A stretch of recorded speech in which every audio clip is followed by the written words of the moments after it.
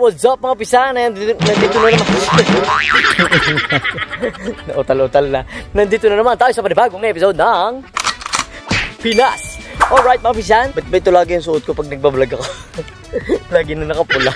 Mga pisan, nagbalik ako dito sa ranging kasi gusto ko lagi napupuntahan yung mga ranging natin dito para yung mga sisiw na antabayan na natin kung healthy ba. Na-check na natin yung mga tao natin, mga repapits natin, kung nagagawa nila yung mga duties and responsibilities nila. Is alright, checking tayo. Eto na. So yun po si Albert, yung ating Vice President. Vice President! Basta! Nasaan ang presidente natin? Nandun po. Nandun. Ayan, nandito ang second batch natin. Second batch, nandito mga pisan. Yan, tapos pupuntahan natin yung first batch. Ang sarap na kasi tignan ng mga first batch na ito eh. Ang lalaki na eh. What a nice ranging. Ayan. Hindi pa sila masyadong kumakalat dito eh. Pero yung kabila, kalat-kalat na talaga eh. So yung recap lang tayo sa nangyari kanina. Nandito rin ako kanina. Kaso nag-vlog ako for Facebook. So yan mga pisan. I-follow nyo ako sa aking Facebook, Roel Amano. Yan. So yun, kaninang umaga, nagpaligo tayo ng first batch at binigyan natin ng Vitamax. At syempre gamit natin ang Zero Mic. Alright, ito ang natuklasan ko, presidente talaga to. Yan ang ating si President Kwak Kwak Unggoy. Alright, Jumong. Ang ating first batch. Malalaki na to. Nakatuka na rin sila. Yung mga pisa, maganda na yung ano nila, pakiramdam. Kasi naliguan na sila kanina eh. So fresh na fresh sila. Fresh na fresh. Maganda ng mga sisiw natin. Masisigla yan, mga pisan. Magaganda yan. Nagbigay na ng patuka? Ngayon pa lang? Ganda oh. Ayun na, nagbigay na ng patuka si Jebs. Nga po si JB. Kalmado lang sila mga pisan. At ganyan lang yung mga sisiw natin. Kasi pangit pag sobrang gutom na gutom sila. Pinamimirenda po kasi namin yan. Ayan mga pisan, ang ating first batch. Masakit na to sa patuka. Ayan, pero grabe naman. Gaganda naman eh. Ganda ng mga sisiw natin. Oh. Wow, wow, wow. Ganda na ito isang to. Oh, lumakad. Quality. JB, nakakailan sako tayo sa isang araw? Ay dito, nakakailan? Nakakaisang sako?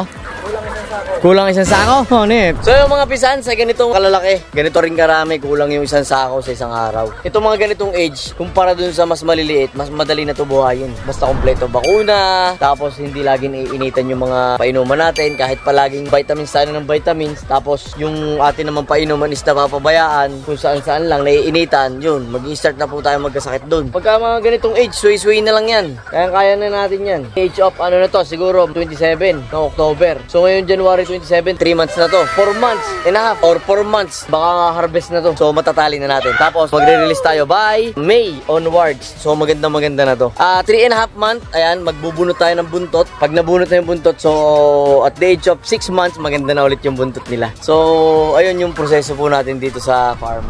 Healthy ang mga sisiw natin mga pisan. Gaganda oh.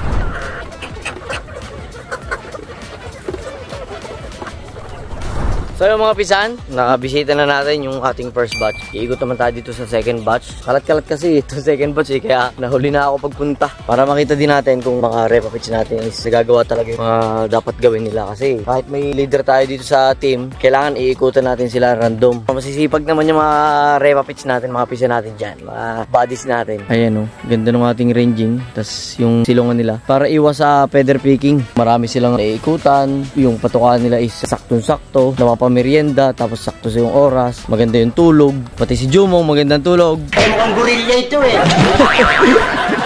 Kailangan maganda talagang tulog ng ating mga sisiw natin para maghapon kasi ang dami nilang activity na ginagawa, pagod-pagod sila. Kailan naihi ako. Kadiri.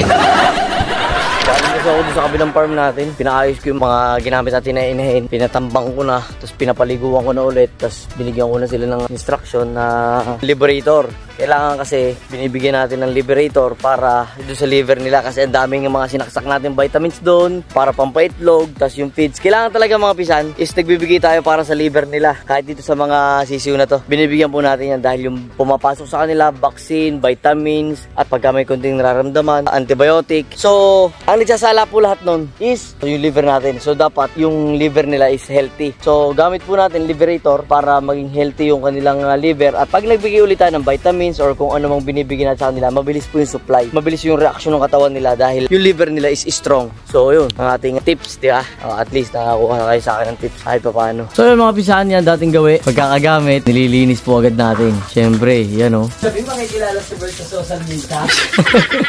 Ayan po ang ating si Super Hong at ang ating Vice President na si Albert. You're right. Jobert ba yan? Albert? Jobert. Ayun yung kapatner nilong Mihiya. Si Jobert. Vice President ko po.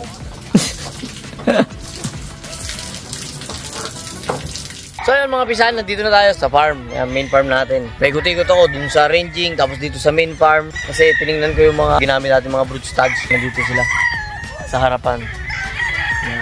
Dito yung mga ginamit natin broodstags, tapos yung mga pullet. Vlog natin na sunod kung ano yung ginawa natin after ng breeding natin, kung ano yung ginagawa natin sa mga pullet at sa mga broodstags. At syempre, ayan, maraming salamat sa pagsubaybay nyo pa rin sa akin dito sa YouTube channel. Hindi tayo susuko dito, kahit na medyo maraming nagiging aberya sa mga platforms natin. Ayan, nandyan pa rin ako para sa inyo. Maraming salamat mga pisan.